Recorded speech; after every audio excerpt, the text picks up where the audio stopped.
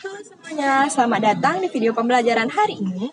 Pada kesempatan ini, kita akan membahas tentang struktur organisasi, yaitu bagaimana sebuah perusahaan mengatur peran, tanggung jawab, dan alur komunikasi agar bisa berjalan dengan efektif.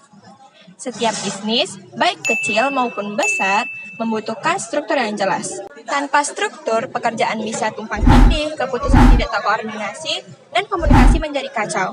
Karena itu, perusahaan menggunakan bagan organisasi untuk menentukan siapa yang melakukan apa dan siapa yang bertanggung jawab kepada siapa. Pertama, mari kita pahami beberapa istilah penting.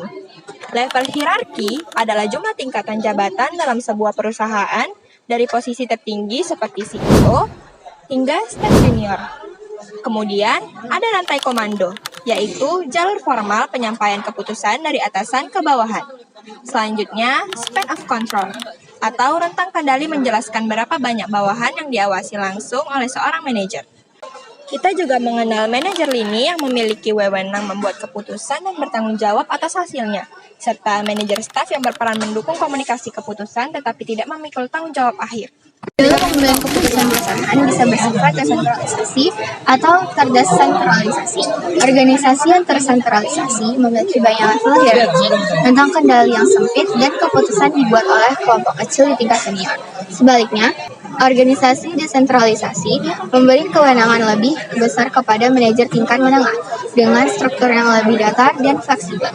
Ada dua faktor organisasi yang umum digunakan. Struktur tall memiliki lebih banyak jabatan dengan rantai komando yang panjang sehingga cocok untuk organisasi besar yang membutuhkan aturan ketat.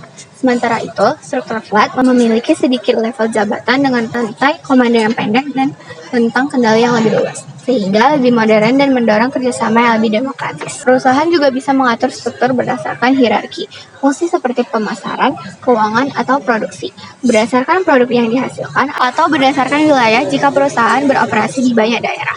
Selain itu, ada model Shamrock dari Charles Handy yang membagi organisasi menjadi 3 bagian. Bagian pertama adalah tenaga kerja inti, yaitu karyawan utama dan teknis penting. Bagian kedua adalah kontraktor luar yang diberi tugas tertentu sesuai kebutuhan perusahaan. Bagian ketiga adalah tenaga kerja fleksibel seperti pekerja paruh waktu dan musiman yang digunakan untuk kebutuhan tambahan. Dua materi yang sudah dijelaskan oleh teman saya. Yang pertama dan yang kedua. Selanjutnya, saya akan menjelaskan struktur organisasi berbasis proyek dan matriks serta peran komunikasi dalam organisasi. Di beberapa industri seperti IT dan konstruksi, perusahaan menggunakan struktur berbasis proyek atau berbasis matriks. Dalam model seperti ini, tim dibentuk khusus untuk mengerjakan satu proyek dan anggotanya berasal dari berbagai departemen seperti akuntansi, HR, pemasaran, dan operasional. Struktur seperti ini sangat fleksibel dan mampu menyesuaikan diri dengan cepat terhadap kebutuhan pasar. Struktur organisasi hanya bisa berjalan efektif apabila didukung oleh komunikasi yang baik. Komunikasi bisa berbentuk verbal, visual, ataupun tertulis. Setiap proses komunikasi selalu melibatkan pengirim yang menyusun pesan, gangguan yang dapat menghambat penyampaian, hingga penerima yang menafsirkan pesan dan memberikan umpan balik.